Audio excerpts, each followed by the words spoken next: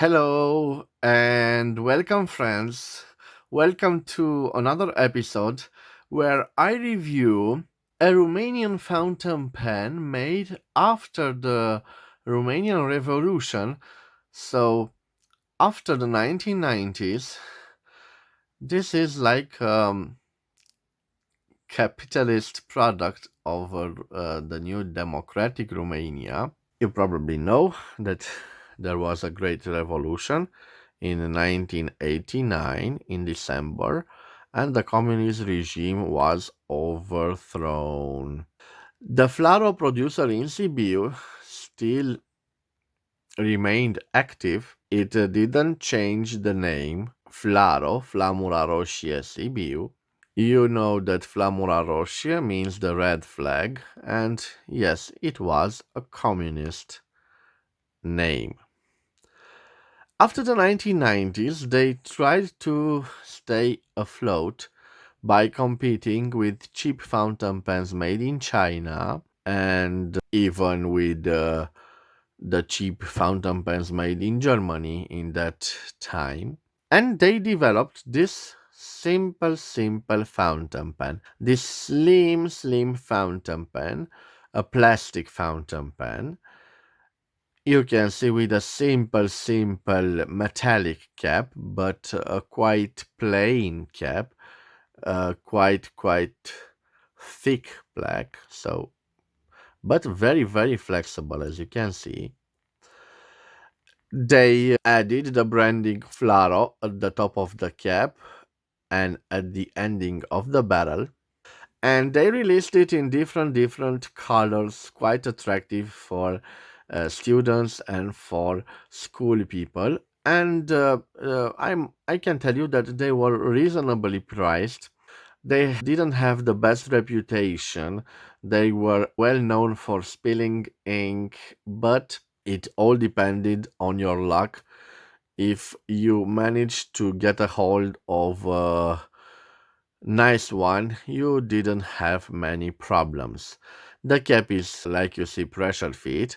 It reveals this metallic grip, which is quite nice. It's slippery, but it gives a nice feeling of cold in your hands. We have a plain steel Flaro blended nib. I'm not so sure it has a resistant material at the top of it, but we surely do see that ball point, that ball type of ending. It has a quite attractive feed, a plastic feed, a transparent plastic like a silicone or something like that. Quite nice. The barrel and screws. And guys, now it reveals something interesting. At first glance, you might think, oh yes, I know this boring communist type of an inbuilt converter, but this is the surprise, guys. This is a removable ink converter. I have here a 1960s model from the FLARO producer in this beautiful celluloid, but just to show you the difference between the two systems. So they are practically the same in a way, but you can see one is integrated, so you can't remove it, and one it can be easily removed and replaced if you want with a international converter, so it fits all the universally converters, and most important, it fits also ink cartridges. So this was a brilliant move made by the FLARO producer. In the 1990s, there was the rise of ink cartridges, and this is a brilliant move by the Romanian producer to adapt to the market, to the needs of the market. Guys, I will leave its dimensions on the screen, and after that we will do the writing sample. For the writing sample, I thought that a nice color will be appropriate. And I have a Faber-Castell ink. It is a turquoise, but it's slightly modified by adding a small quantity of ink. And I think that I added the Parker Quick ink, the blue one. And you will see that we have a shade of turquoise, but it is a much more darker. I will put this here. Let me reassemble the old celluloid. The old school, look at the beautiful material, and the cheap ones, the plastic ones. You might call me a nostalgic, but I always prefer the celluloid one, even though it has its flaws, let's say. I will put this here. Okay, guys, now I will open the ink. But before I will open the ink, I think that, yes, I definitely need a change of the angle of the camera. Let me see. Yes, I think this is perfect, so I will bring the paper closer. I will open the ink bottle. I will give it a little nice shake. Open it. And now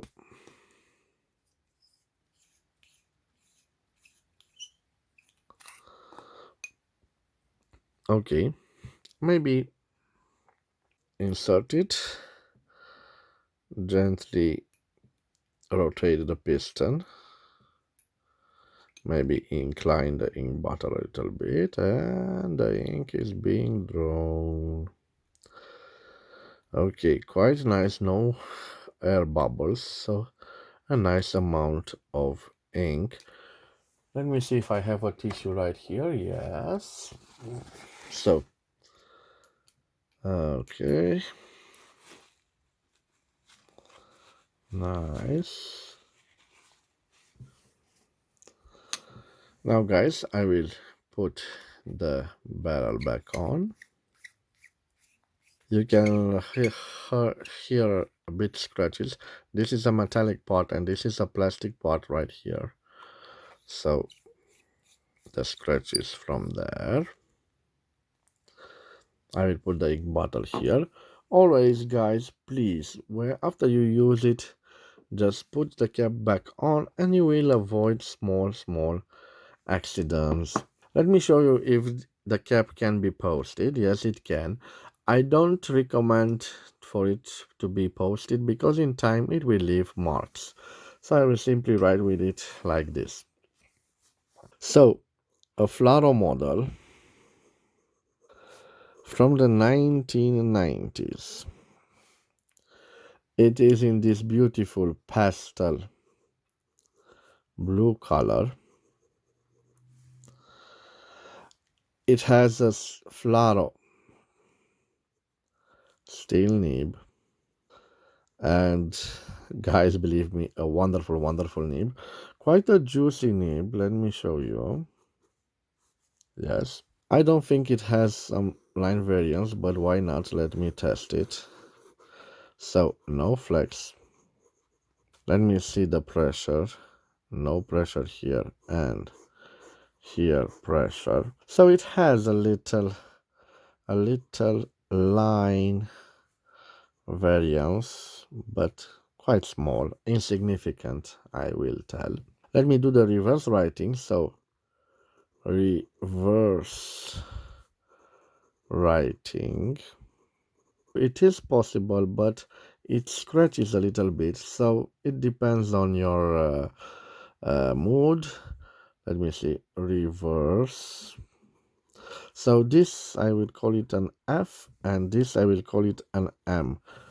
We have a medium nib. You can possibly reverse write with it. It does scratch a little bit, but you can see the inflow, it's not affected.